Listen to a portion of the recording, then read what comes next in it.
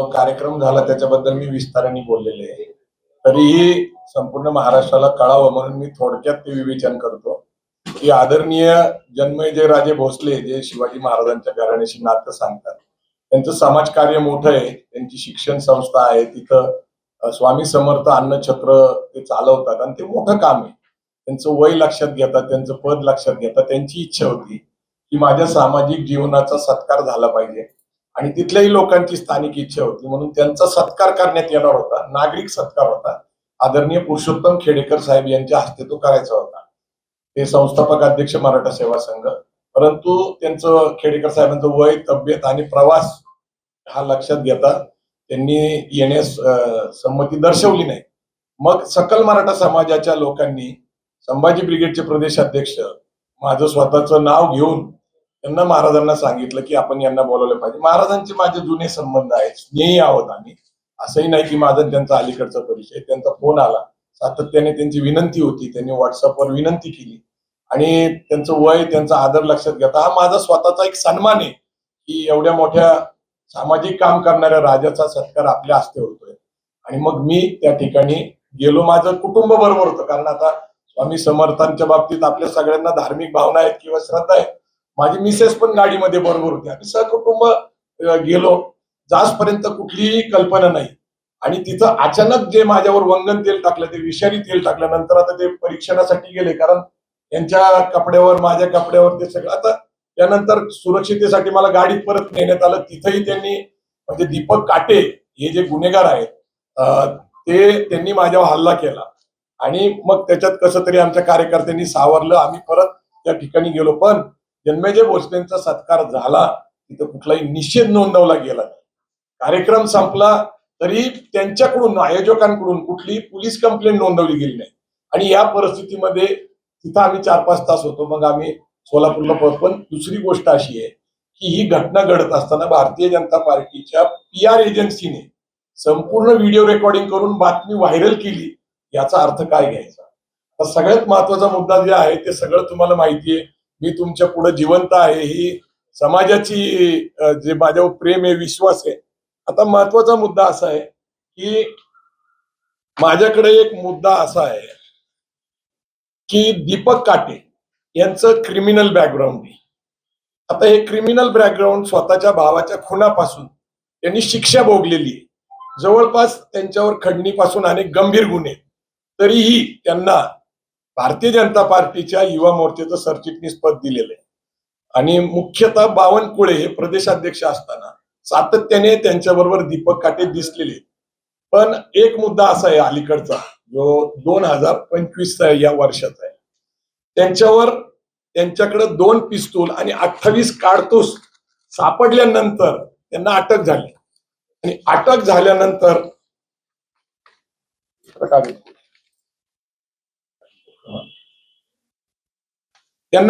झाल्यानंतर त्यांच्याकडे सापडलेली शस्त्र 28 आणि ते आर्म ऍक्ट प्रमाणे क्लिअरली नमूद करण्यात आलेले की under section 3 of arm act त्यांना कुठल्याही प्रकारचं बेल देता येणार नाही. हे लोहगाव एअरपोर्टवरचं प्रकरण आहे. म्हणजे एअरपोर्टवर जाताना चेकिंग होती आणि 2 पिस्तूल आणि 28 काडतूस सापडतात. आणि नंतर आयोने जी माहिती दिली न्यायालयापुढे, न्यायालयाने दिलेल्या जामिनाचा आदेश कोणत्याही गुन्हेगारी पार्श्वभूमी निदर्शनास आलेली नाही, ज्यांच्यावर गंभीर स्वरूपात त्यांनी स्वतः जेलमध्ये जवळपास एक शिक्षा भोगलेली आपल्या भावाच्या हत्येमध्ये, त्याला न्यायालयात सांगितलं गेलं की कुठलीही गुन्हेगारी पार्श्वभूमी नाही. संबंधित तपास अधिकारी आयोग आपल्या कर्तव्य कचोरी केलेली आहे.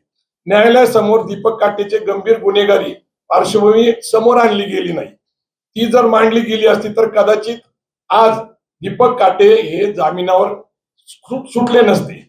ज्या आरोपीला मोका लावणं गरजेचं आहे आणि जेरेबंद करायला गरजेचं आहे, तर त्यांना मुक्त सोडलं गेलं. ते आत्ता सोडलेलं आहे आणि मुक्त सोडल्यानंतर त्यांनी हा जो गंभीर स्वरूपाचा गुन्हा केला हे त्यांच्यावर एक जबाबदारी दिली. दीपक काटे इज अन इन्स्ट्रुमेंट. पण ही व्यक्ती कोण आहे आपण आता तुमच्याच माध्यमातून जे व्हिडिओ आहे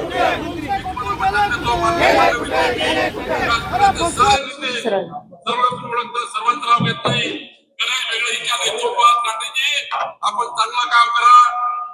मला देवेंद्रची गरज वाटेल तेव्हा देवेंद्रजी, माझी गरज वाटेल तेव्हा माझी, हर्षवर्धन पाटील साहेबांची गरज वाटेल हर्षवर्धन पाटीलजी, राहुल आहेर, आम्ही सारी टीम मान्य आपले सचिन तेंडुलकर बसले तिकडे पडळकर, काही काळजी करू नका.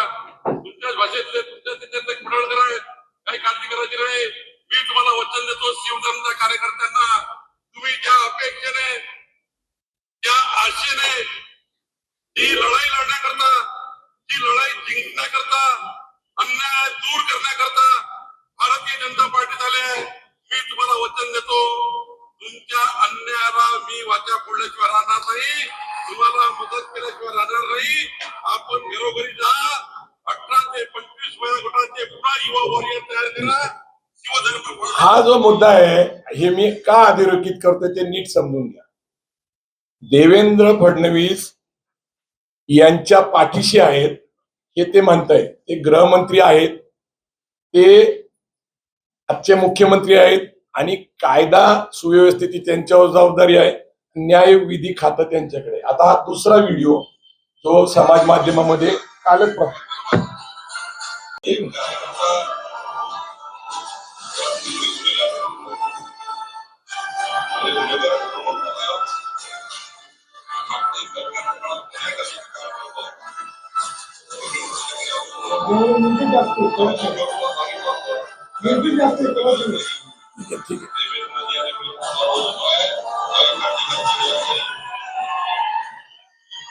या व्हिडिओमध्ये स्वतः बावनकुळे काय म्हणतात ते म्हणतात. ते म्हणतात की मागच्या सरकारने दीपक काटेकरांना गुन्हेगार ठरवलं होतं, मुद्दा नंबर 1. तर त्यांना ते म्हणतात की मला तुमचा गर्व आहे आणि तुम्ही आता काम करा, तुमच्यावर जबाबदारी दिली जाईल, तुम्ही घाबरू नका, तुमच्या माग देवेंद्र भाऊ आणि बावनकुळे स्वतः म्हणतात मी तुमच्या पाठीशी. आता जामीन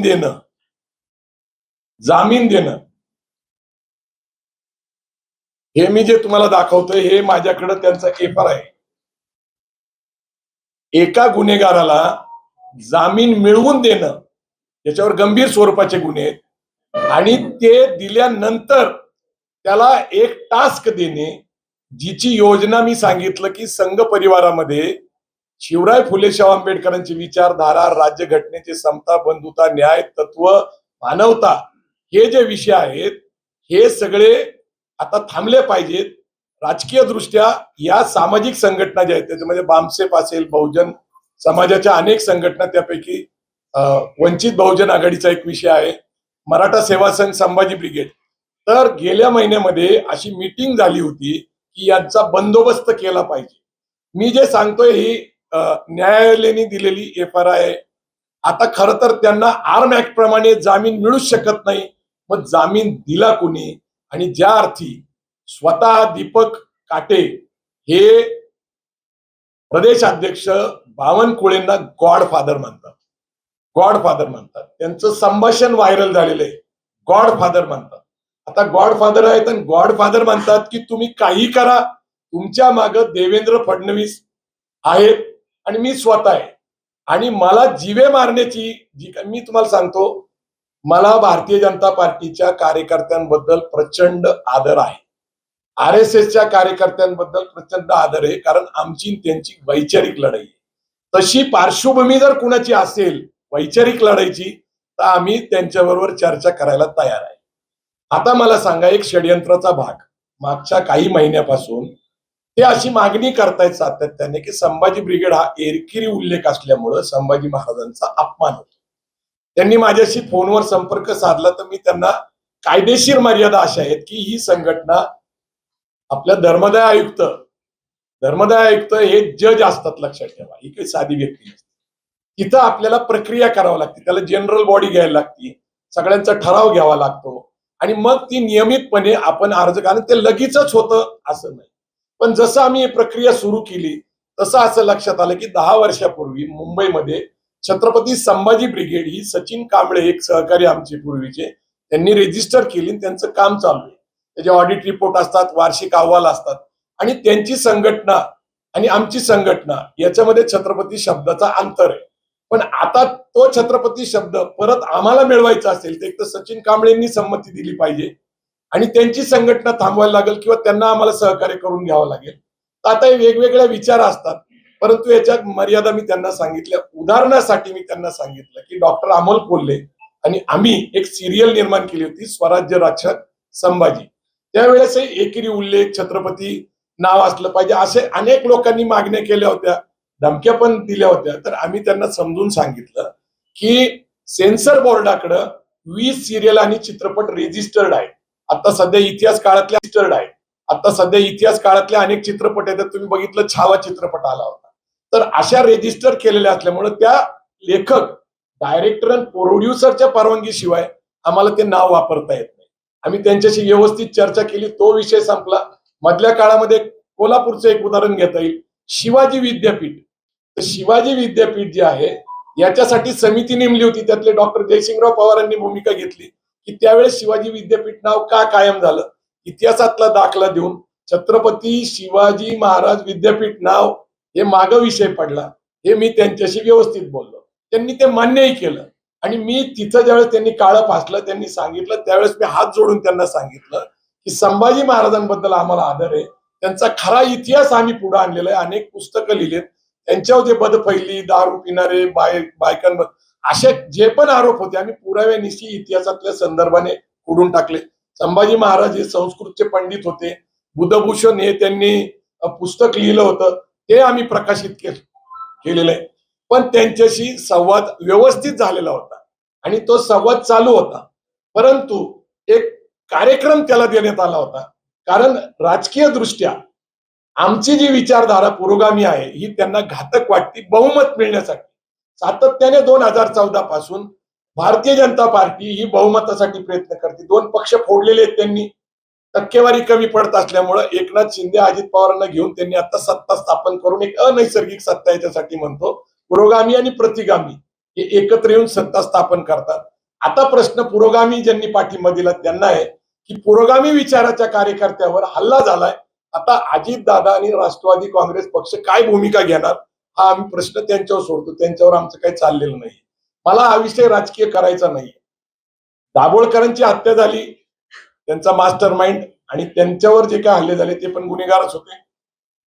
ही पुण्यातली घटना आहे. त्याच्यानंतर कोल्हापूरला कॉम्रेड पानसरे असतील, कर्नाटकमध्ये गौरी लंकेश असेल किंवा कलबुर्गी असतील, हे लेखक विचारवंत होते. गेल्याच काही दिवसापूर्वी ऑस्कोचा कायदा पारित झाला अर्बन नॅक्सलाइटसाठी. अशा संघटना, असे नेते, अशा प्रकारचे कृत्य करणारे काही लोक म्हणतात की डाव्या चळवळीसाठी तो कायदा आहे. हा कायदा गरजेचा होता का? इंडियन पिनल कोडच्या प्रमाणे अत्यंत सक्षम कायदे असताना हे असे कायदे केले जातात. जर खरंच सरकारला वाटतं की बाबा जनतेचं आणि कार्यकर्त्यांचं विचाराचं संरक्षण झालं पाहिजे, मुख्यमंत्री तर सभागृहात खोटेच बोलले. त्यांनी सांगितलं गायकवाडांनी सहकार्य केलं नाही. मी कुठलं सहकार्य केलं नाही? माझे कार्यकर्ते बरोबर आहेत. तिथं केस नोंदवली जात नव्हती, केस नोंदवून घेतले. ते म्हणतात फक्त शाई टाकली, ठीक आहे आम्ही उद्या त्याला सोडून देऊ. म्हणजे हा सरकार पुरस्कृत हल्ला होता. याच्यासाठी मी पहिल्यांदा सांगतो की देवेंद्र फडणवीस हे मुख्यमंत्री आहेत, गृहमंत्री आहेत, कायदा आणि न्याय हे त्यांच्याकडेच खातं आहे. आणि मी तुम्हाला 2 व्हिडिओ तुमच्याच माध्यमातून आलेले, हे बावनकुळे हे कशा प्रकारे ताकद, पाठिंबा, विश्वास देतात. दीपक काटे त्यांना गॉडफादर म्हणतात. हे नातं तुमच्याच माध्यमातून मी अधोरेखित करतो. माझी आज अशी मागणी आहे की सरकारला जर नैतिकता शाबूत असेल तर या घटनेचा मास्टर माइंड हे बावनकुळे आहेत, जे आता महसूल मंत्री आहेत, ते 2 नंबरचे मंत्री आहेत. ते खोटं बोलतायत सभागृहात आणि प्रचार प्रसार माध्यमापुढं. मी त्यांच्याच भाषणाचे 2 उदाहरणं दिले, एक नाही. आणि त्यांची ऑडिओ क्लिप अवेलेबल आहे त्यांच्या सहभागाची.